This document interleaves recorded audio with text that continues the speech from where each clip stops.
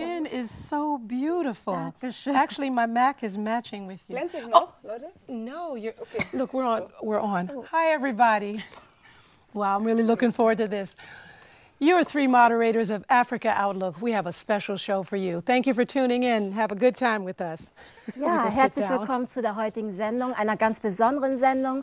Und zwar sitzen wir hier mit Newkirk, mit Johanna von Coburg.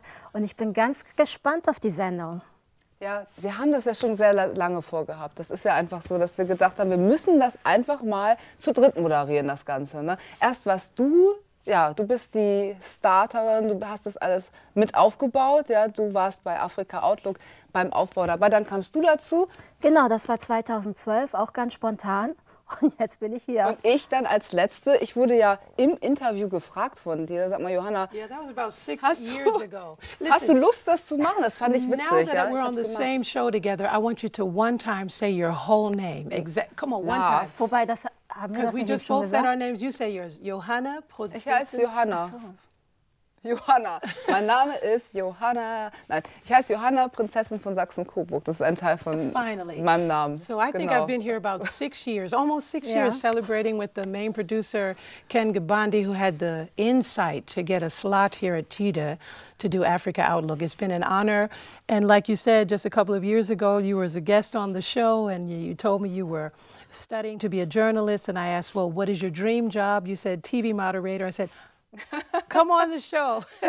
Jen had been here some years before that. Actually, you saved the show. Remember, I wasn't feeling well, and she just jumped in cold. Ja, wobei das sehr überraschend war. Und ich kannte die Show schon und wurde dann angerufen, hast du nicht Lust? Ich sag, wie Lust? Ja, und dann quasi hier bin ich. Aber es hat mir sehr viel Spaß gemacht. Du warst ja immer unterstützend dabei. Und jetzt sind wir alle drei hier. So, ne? Genau, jetzt können wir uns gegenseitig supporten. Und ja, das erste Mal zu dritt vor der Kamera. Also sehr, sehr schön. Ich freue mich total darüber. Ich würde gerne als allererstes mit euch beiden über Beauty-Themen sprechen. Hatten wir ja schon oft in der Sendung. Ja, ne? ja. Wir sehen ja, ich habe dich immer so ein bisschen beobachtet, auch bewundert. Du hast so Natural Hair, ja? Ja. Und wie nennt man das? Das ist ja ganz fein gedreht. Genau, das ist quasi ein Twist-Out. Ich habe die Haare vorher geflochten, ineinander geflochten und habe sie dann über Nacht so gelassen. Und kurz vor der Sendung wurden sie dann aufgemacht. Und das ist das Ergebnis. Und das Ganze nennt man dann Afro-Puff. Und ja. Kann man, glaube ich, auch auf deinem Blog ganz gut sehen. Ne? Genau. Also ich habe da mal so reingeguckt und ja, war ganz überrascht. Also ein paar Sachen weiß ich auch selber. Also ich benutze selber viele Öle und Feuchtigkeit und so weiter. Brauchen die Haare ja. Aber du hast da ja so ganz spezielle Tipps. Was benutzt du für Öle zum Beispiel? Also ich benutze ganz viele Öle und das stelle ich auch auf meinem Blog vor, Frolicious. Da geht es speziell um Haarpflege. Wie pflege ich die Haare? Wie bilde ich eine Routine? Welche Öle nehme ich? Ich nehme zum Beispiel Arganöl ganz gerne, Olivenöl, Kokosnussöl, Rizinusöl. Das sind alles Öle, die... Stinkt das nicht, Rizinusöl?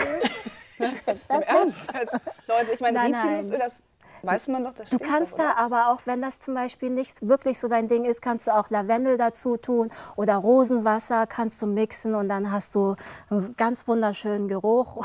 Ich bin ja auch Fan unterschiedlichster Öle. Nein, Leute, ihr lacht. Aber ich habe zum Beispiel, ich denke ja auch, Öl ist einfach nur gut, ne? Für Haut und Haar. Stimmt, klar, Olivenöl, Arganöl und so kennt man ja. Aber ich weiß jetzt nicht mehr, was das für ein Öl war. Das hatte ich auch in die Haare, hatte ich mir gekauft und gedacht, wow, toll, packe ich da rein. Das hat wirklich irgendwie 2 Wochen gestunken. Ja? Ich war wirklich sozial isoliert, gesellschaftlich ausgeschlossen, weil du immer diesen Mief an dir hattest, also sehr strengen Geruch, ja. Und da habe ich mich auch gefragt, kann man wirklich jedes Öl nehmen? Nein, oder? Doch, im Großen und Ganzen könntest du, aber es kommt halt drauf an, was du möchtest. Zum Beispiel Olivenöl ist das Öl, was die meisten Leute benutzen, weil du das halt auch in der Küche hast. Oder Kokosnussöl und das riecht halt auch extrem streng, aber gut. Ich meine, wenn du Kokosnussöl genutzt hast und bevor du um die Ecke kommst, die Leute riechen dich schon. Aber will man das? Kann man auch ein bisschen karibisch, nach Sonne. Oder was sagst du, Love? Ja, genau, es ist immer Geschmackssache, it's a matter of taste. Yeah. You know, because some people who eat a lot of garlic, for example, it's very healthy. Knoblauch is very healthy. In some countries, you're used to it, but you have low blood pressure. You're very healthy. Of course, it's a matter of taste, Geschmackssache. Du brauchst halt Freunde, die dann genauso riechen, ne? Würde ich sagen. Das ist ja so. But I think it's just like we have chosen to dress ourselves, but with different designs. Different, you have a skirt, you have pants, I have pants and a top. We all look different as far as our skin color and our choices of how we dress our head. Same thing with oil. It just depends. I think olive oil doesn't have such a strong smell. I think... I don't know if shea comes in an oil. Shea has less of a scent. Sometimes, say for example, I would say, for example, if you're home and you have 3 or 4 days free from work over a weekend, then you can do a hair treatment where the smell doesn't bother you. Rizinusöl zum Beispiel. It just depends. Ich habe meine Erfahrung gemacht, also ich habe da irgendwie das komplett falsche Öl benutzt. Ich weiß jetzt gar nicht mehr, was das war. Leider. Wahrscheinlich für dich, aber Dieselöl oder so. Dieselöl. Ich weiß es nicht mehr genau. Das kann Leute, sein. irgendwas, was gar nicht stimmt. Was ich ja ganz toll finde, ne, bei dir, Love, ist ja dein Kopfputz, ja, ein Turban oder wie soll man das nennen? Das ist ja immer anders. Du siehst jedes Mal anders toll aus, ja. I brought something with me. Genau, und ich frage mich, wie machst du das? Wie funktioniert das? Well, the people who wear scarves know. You just have to trust yourself. It's a matter of trust. For me, this is 3 scarves. I started with a black one, and then there's like a textured one underneath. One side has bumps on it, the other side is smooth, and then a last thinner black scarf. So if you just hold this part, this would be, for example, your head. Okay. Mein kleiner Minikopf. Okay, auch Babys können das tragen, sehen Sie jetzt. Und für Säuglinge auch super geeignet. Just like hair, the more you twist it, the more you watch what happens. When you're twisting it, you start to get little sculptures. Ja, okay. You see? Kannst du die beeinflussen oder leben you die can so either way. in den Eigenleben? I can either influence the direction of it, or what I usually do is just have fun and just see what happens. Da muss man ja schon sehr selbstbewusst sein, sowas zu tragen. I think if you're very self-secure, finde ich total. No, I think you just have to be. Doch, finde ich schon. Have fun. Vielleicht, wenn man nicht genau weiß, wie man das wickelt, aber wenn du einmal die Technik drauf hast, das steht bestimmt jedem. Also And then, ist das eher look here, was we für have Leute, a little baby head. Oh ja. Au, And Mann, can we get a meine camera? Hand stirbt ab. I'm sorry. Can we get a camera on that? And look, no matter what, and I have Das ist little mein afrikanisches kleines Baby. So. Wie sieht es aus? Okay, sehr modisch, ne? Yes, finde ich. you can just, and this is just and what I did with mine is just I added another scarf and then twisted. And of course, you just turn it so that the parts that you don't want to see are not seen. You know. Du hast ja auch was damit vor, ne? Du möchtest einen Block.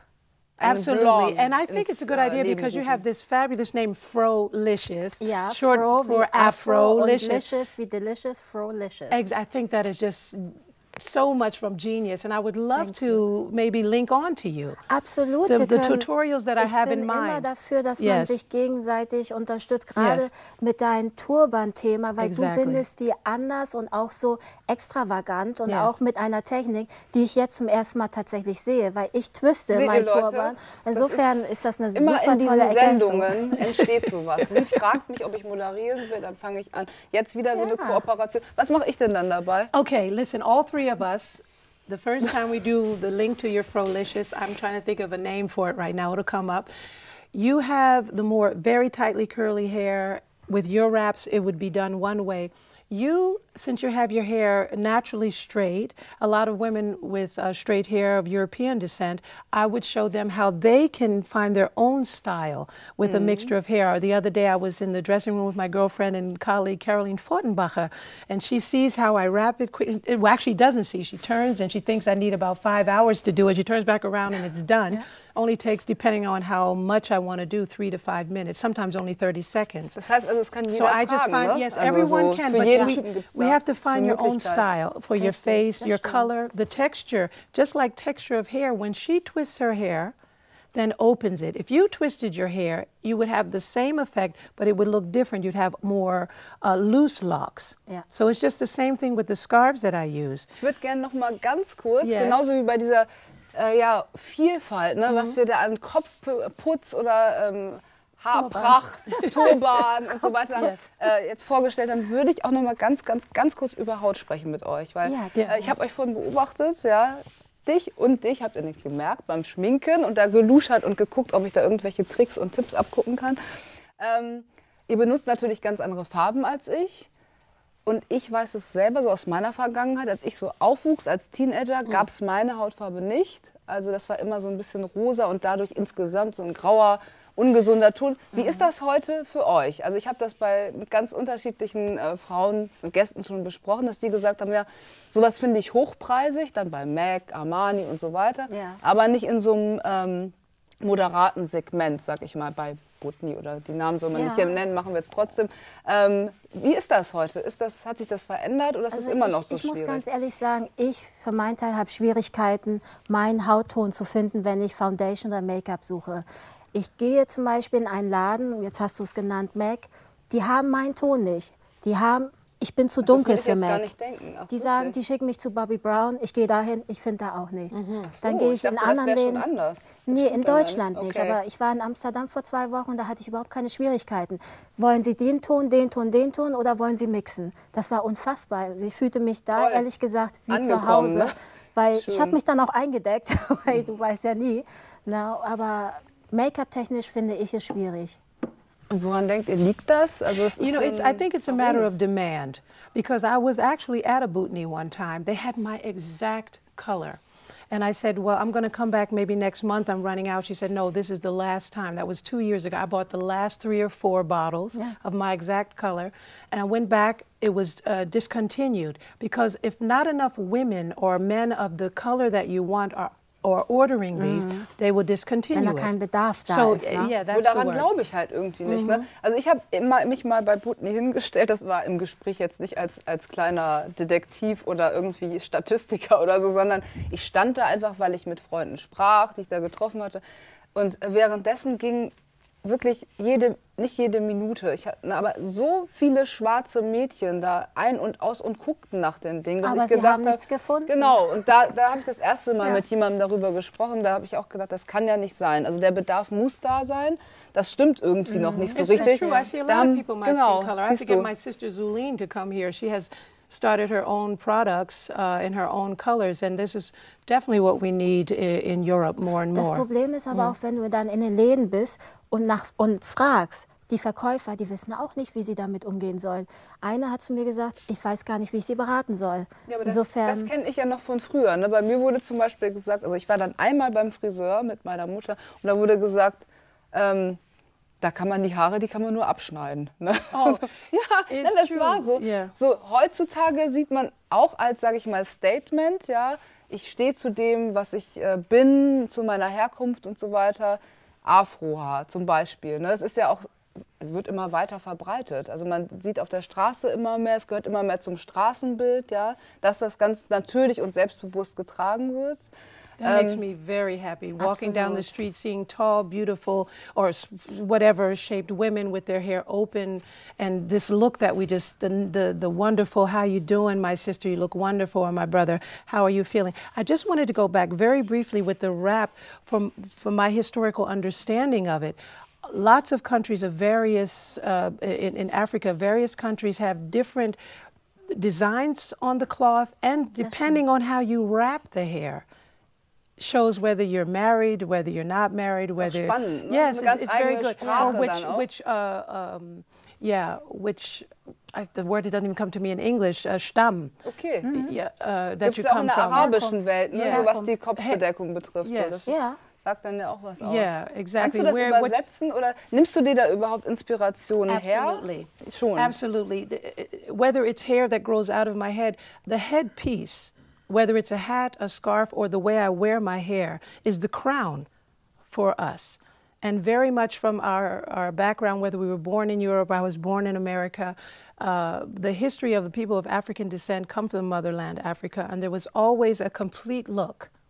Und das, was ich aber so ganz spannend finde, das hast du vorhin erzählt, das finde ich ganz witzig, für diejenigen, die jetzt sagen, ich hätte sowas gerne, ne, aber ich krieg's nicht hin, ich habe das ganz, ganz oft versucht und irgendwie wird das nicht und das sieht total komisch aus. Da gibt es was ganz, ganz Besonderes, nämlich einen fertigen Turban, oder?